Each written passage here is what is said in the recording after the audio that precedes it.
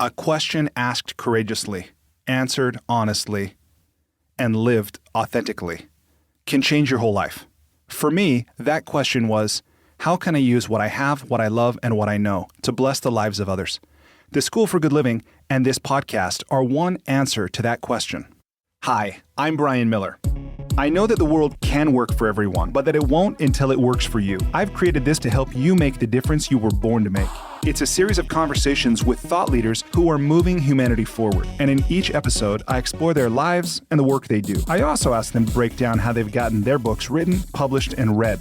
This podcast is all about exploring the magic and mystery, and sometimes the misery of the creative process. So if you have a mission, a message, and the motivation to share it, this podcast is for you. Welcome to the School for Good Living. Hey, thanks for listening. This is part 2 of my interview with Nick Egan. One thing I want to ask you about, I thought it was a really interesting description. I'd never heard emotions explained this way before, but you liken emotions to firecrackers. Mm-hmm. Will you say more about that?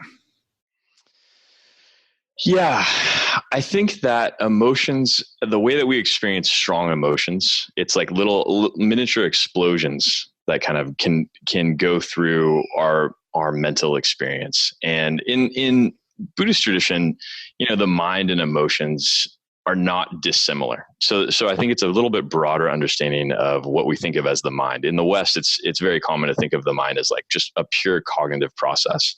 But emotion is essentially like a thought that you can feel, and it lives in the same space as regular thoughts. And so the idea is that these emotions they pop up. They just sometimes pop up. And very often what happens is we'll have these emotions pop up, and then we create a story quite quickly around why we're mad. And we think that it's like, oh, that person made me mad. Actually, you were kind of just in a bad mood and you were having this emotion and you've created this story around it. So it's the opposite of how we experience it normally.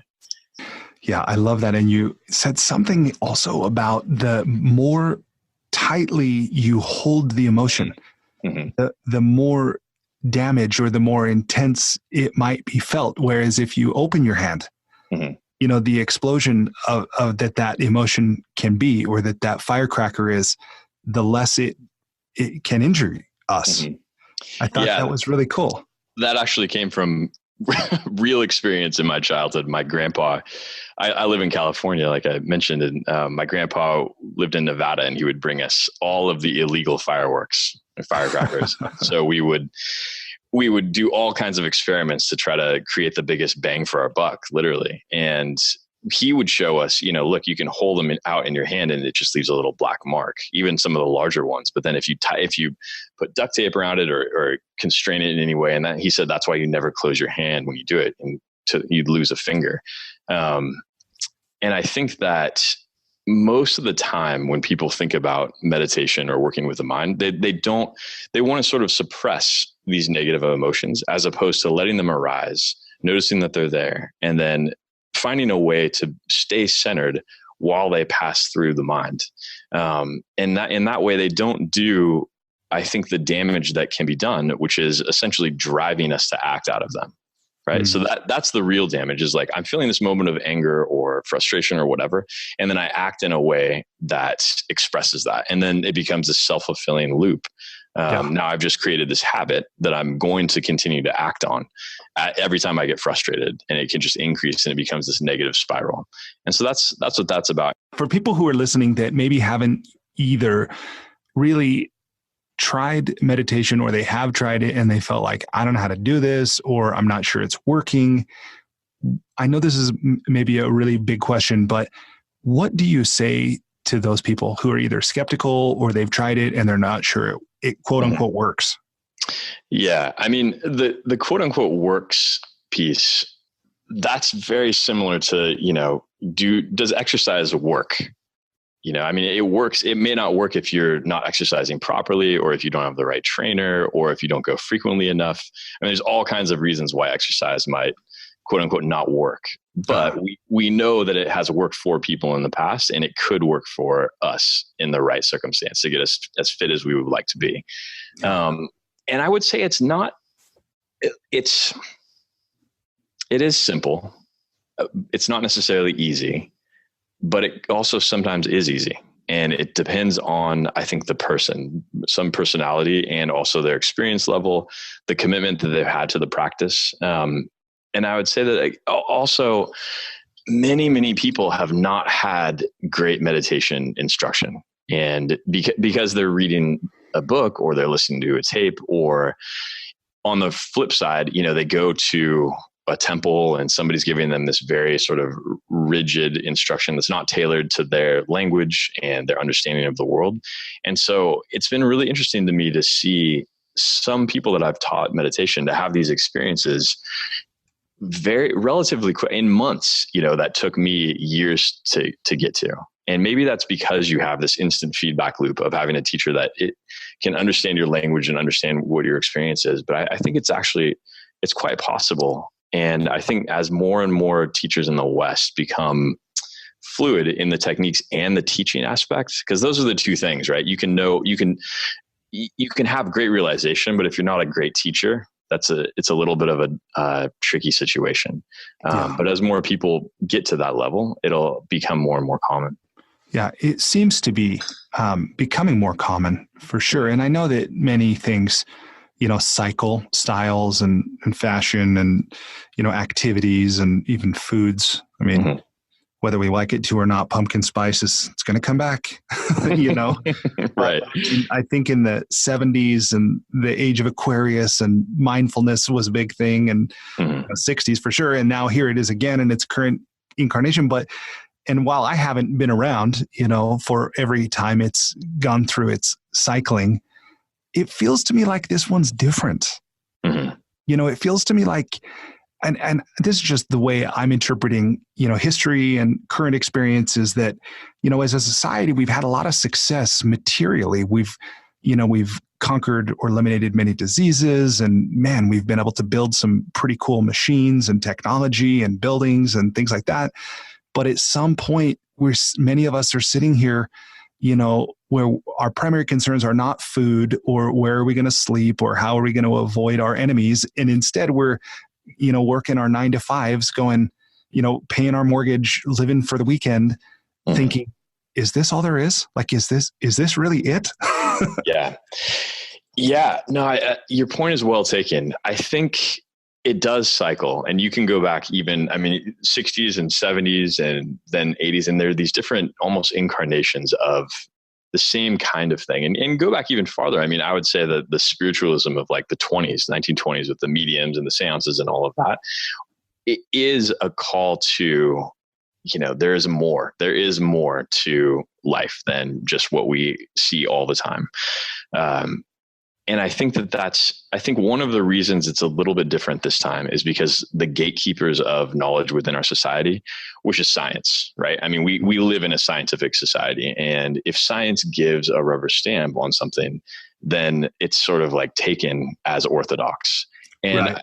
And what I've seen is that as scientific instrumentation becomes more and more subtle, it falls in closer and closer with at least the meditative, validating the meditative traditions of the East.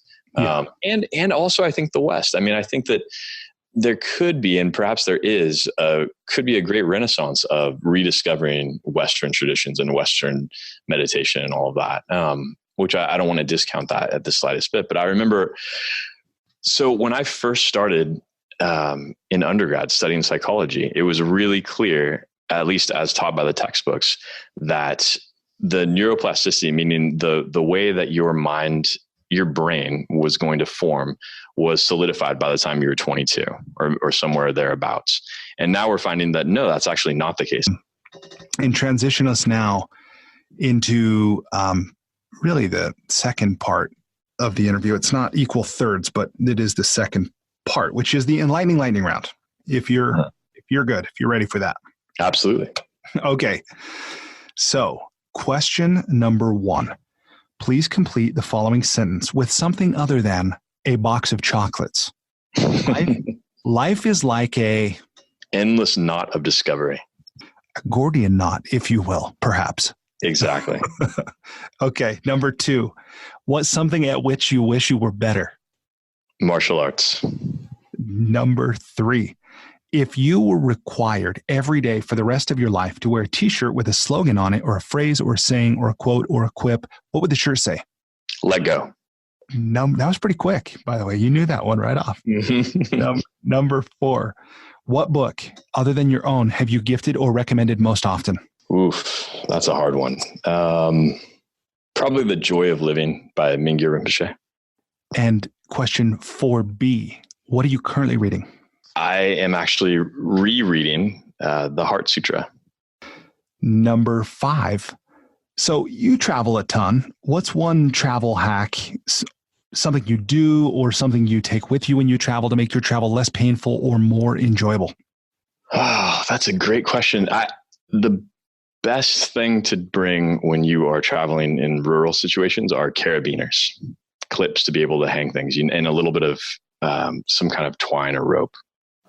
So handy. And what about when you're traveling just maybe on the continent, maybe speaking engagements or consulting gigs or whatever? What do you like to do to make your travel as enjoyable as possible then? Oh, wrinkle-free shirts. No question. Nice. Okay. Number 6. And by the way, any brands that you like in particular? For the wrinkle-free shirts, I like Banana Republic. I haven't checked theirs out. Maybe I'll do that. Cool. Okay. Number 6. What's one thing you've started or stopped doing in order to live or age well? Oh, well, I think that, black tea creates, it releases certain chemicals within your body quite a bit quicker than green tea. It has less caffeine, green tea does. And so it's helped me stay focused and alert over a longer period of time without having to drink so much caffeine, essentially. Nexus IT helps companies of all sizes manage their information technology with hyper-responsive, white-glove IT support and services to handle the most basic tasks, like monitoring and maintenance, to the more complex projects like digital transformation. Visit their website at nexusitc.net. Okay, number 7. What's one thing you wish every American knew? Oh, ancient history. Why? I think that there's so much to be learned from ancient history. Going beyond even the past 1,000 years. So going to Egyptian history, Assyrian history, and just realizing that as humans, we have such a long tradition of knowledge and understanding and fighting and being in relationship. And I think that gives us great perspective. Yeah, I agree. I wish I knew more about that myself. Number 8, what's the most important or useful relationship advice you've ever received and successfully applied? Be gentle with yourself and whoever's with you. Okay. And then number 9, aside from the phenomenal power of compound interest, what's the most important lesson you've ever learned about money? Or what's something you're sure to do with money or to not do with it? I come from a family of very successful real estate entrepreneurs. So it's not compound interest. I would say it's leverage and amortization are the most powerful concepts that I'm aware of. And I am very much pro investing in real estate, and particularly multifamily real estate. Right on. Okay. And then I'm going to ask this here to make sure I include it and not just try to squeeze it in at the end. But if people want to learn more from you or they want to connect with you, what would you have them do? 2 ways. 1, connect with me on LinkedIn, or 2, you can go to nickegan.com. nickeganphd.com. Okay, cool.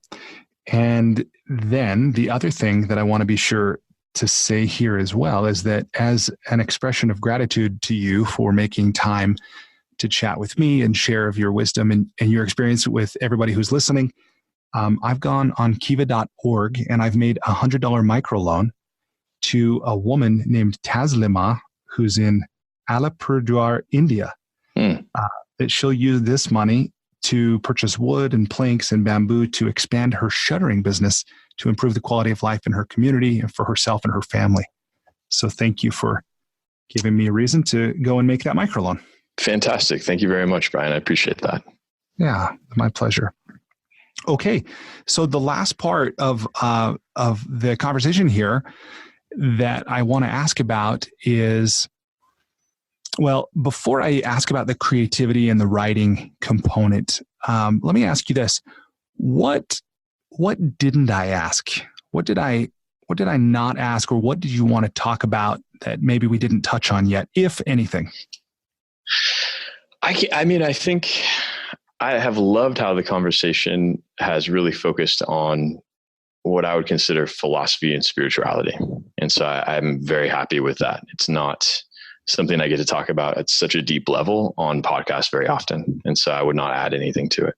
Awesome. Well, good. Well, I very much enjoyed the conversation to this point. And I believe, people who've tuned in have as well. At least I hope they have. And at the same time, I hope that people listening are able to take something, even if it's only inspiration or an idea, that gives them, insight into something that's possible, a way that they can be or stop being, something like that. Because as much as I love philosophy, I also love practicality. And maybe that's the Westerner in me as well, is how can I use this? How can I make it into something that will accomplish something? But yeah, there's a saying in Tibet. It says, if you only study philosophy and don't practice, it's like climbing a mountain with no hands. And if you only practice and don't study philosophy, it's like climbing a mountain with no legs.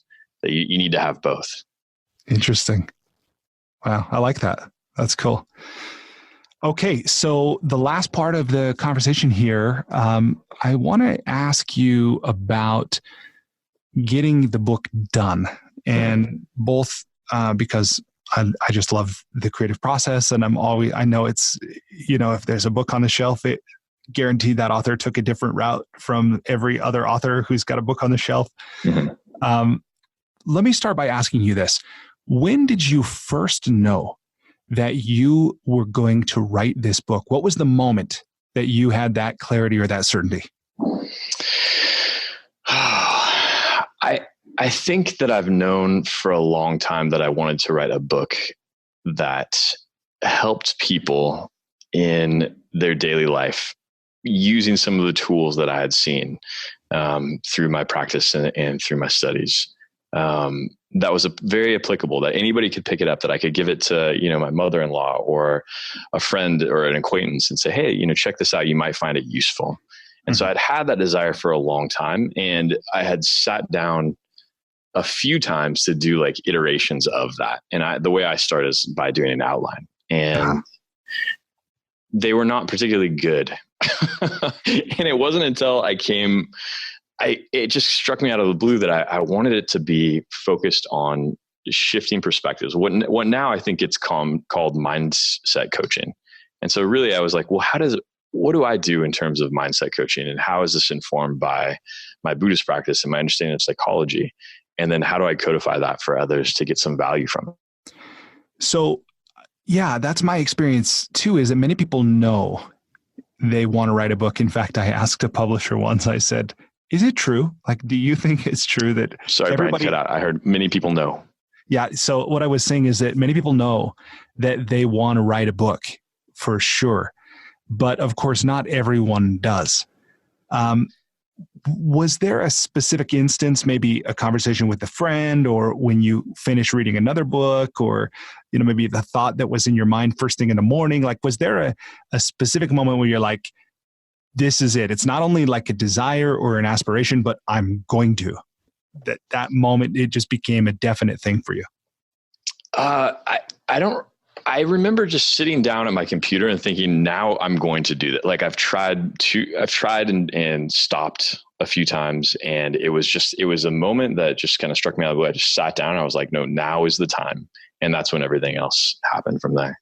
What do you think was different about that time from all the previous attempts to, create an outline or get this thing really going? You know what it was? So there's this story about Steve Jobs, and we get the term artist's ship from it. And the story goes that he the designers around the first iPhone were like, hey, we just need a little more time to get it perfect. We need the art to be there. And he said, no, real artists ship, meaning they let go of their products and push them out into the world. And I thought, I could spend another decade making this perfect just in conceptual ways, but it was like, no, I'm an artist and I'm going to ship my products. That's awesome. That's great. I really admire that. Because again, I know sometimes our own standards of perfection or our own unwillingness to believe that we're capable or worthy, we are our own worst enemy. But that willingness to transcend, it truly is practicing what you preach. So that's great. Let me ask you this. Who has been important in your development as a writer, and what have you learned from them? I would say, from an author perspective, a wordsmith perspective, Chogyam Trungpa, I love the way he really phrases things and has such an eloquence about his works. He's passed now, but I go to his written works quite often for inspiration. I wonder, he was a rascal. Yeah, he was. And do you know, did he write in English, or was some of the way his writing comes across, do you think that was the effect of a translator? No, it's the effect of, so some of the way his writing comes across, it's the effect of having English as his second language. And so all of his writing was essentially transcripts of teachings. And they would ask clarifying questions. And I know some of his, senior students, so I'm very familiar with that. So that's the way I think a lot of the tone of his writing comes across. But he had a way of searching for a richness in language to really get across the juiciness of the experience. And that's something that I try to aspire for as well. Yeah, that's awesome. What was your routine? How did you structure your time in order to actually get all these words on a page, get them edited, get it published? At least for me, and I know other writers do this differently, it's important to find a balance between your day-to-day and not overly stress yourself out about the actual process. And so for me, it was a matter of setting aside time and following that, but not burning out. I had a monk that I met in Nepal, actually. He told me that the essence of diligence is knowing when to take a break. I like that.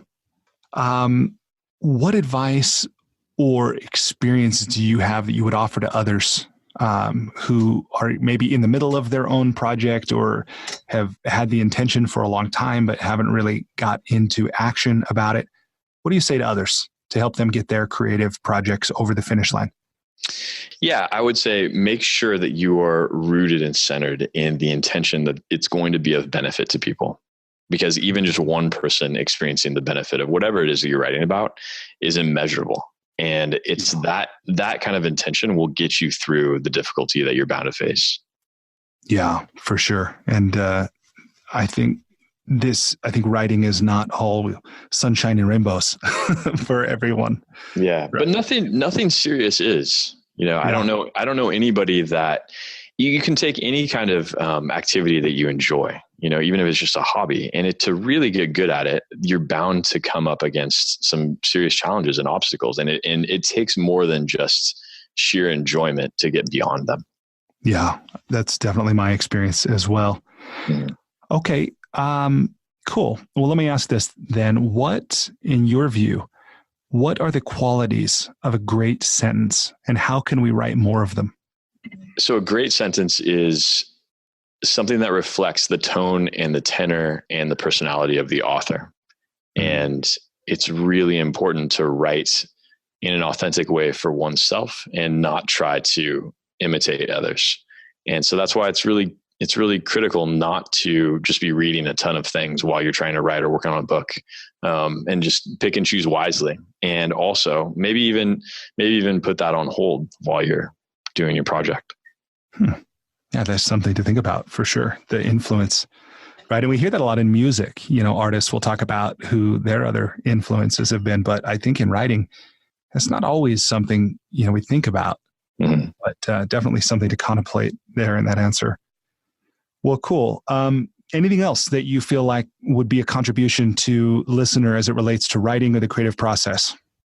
No, I think that if I were to just encourage people, that I know it can seem long and arduous, and it is, but it can be so rewarding when you hear the impact that it makes on other people. So just stay with it. And if you need to, find a guide, find a resource to be able to help you push through. Yeah, no, that's great. And that brings something up for me that I do want to just ask about here as well, which is the fact that you delivered a TED Talk as well. That's in some ways a parallel to this book. Will you share a little bit about how your experience was and how important was that in really helping you get the book done as well? Sorry, Brian, you cut out after the fact. Okay. So what I was asking about is the fact that you have delivered a TED Talk that in some ways is a parallel to this book. And what I'm interested to know is how important in the creation of the book was it for you to create and deliver the TED Talk? Yeah, for me personally, it was not particularly important. I would say that much of what I teach and write about there's similar kinds of themes. And so the idea of, how do I take the information that's in the book and use it in a podcast, for instance, or use it in a TED Talk, or use it in a one-day workshop. So it's like that content, that what I'm trying to move people towards is it needs to be, I need to know it deeply enough and experience it deeply enough to be able to make it accessible to people in any form, whether that's a 1 hour coaching session with somebody or, a 20-minute TED Talk. Yeah, no, that makes sense. Well, cool. Okay. Well, good. Well, then let's go ahead and wrap up with that. I know at some point you'll make your way here to Utah, which is not so secretly the center of the universe. And next time you do, I hope you let me know. You're always welcome as a guest in our home. Oh, thank you. I really appreciate that. And next time I'm in Utah, absolutely. I have a good friend that lives over there. So that's great. And in the meantime, I wish you a whole bunch of success with this book. Congratulations on getting it done and getting it out into the world. Thanks, Brian. I really appreciate it. I had a blast talking with you. So best of luck. Despite living in an age where we have more comforts and conveniences than ever before, life isn't working for many people. Whether it's in the developed world, where we're dealing with depression, anxiety, addiction, divorce, jobs we hate, relationships that don't work, or people in the developing world who don't have access to clean water or sanitation or healthcare or education, or who live in conflict zones, there's a lot of people on the planet that life isn't working very well for. If you're one of those people, I invite you to connect with me at goodliving.com. I've created Life's Best Practices Breakthrough Coaching to help you navigate the transitions that we all go through. Whether you've just graduated school, you're going through a divorce, you just got married, you're headed into retirement, you're starting a business, you just lost your job, whatever it is you're facing, I've developed a 36-week course that you go through with me and a community of achievers and seekers who are committed to improving their own lives and the lives of others. So through this online program, you will have the opportunity to go deep into every area of your life, explore life's big questions, create answers for yourself in community, get clarity and accountability. If that's something you're interested to learn about, I invite you to contact me directly at brian@brianmiller.com or by visiting goodliving.com.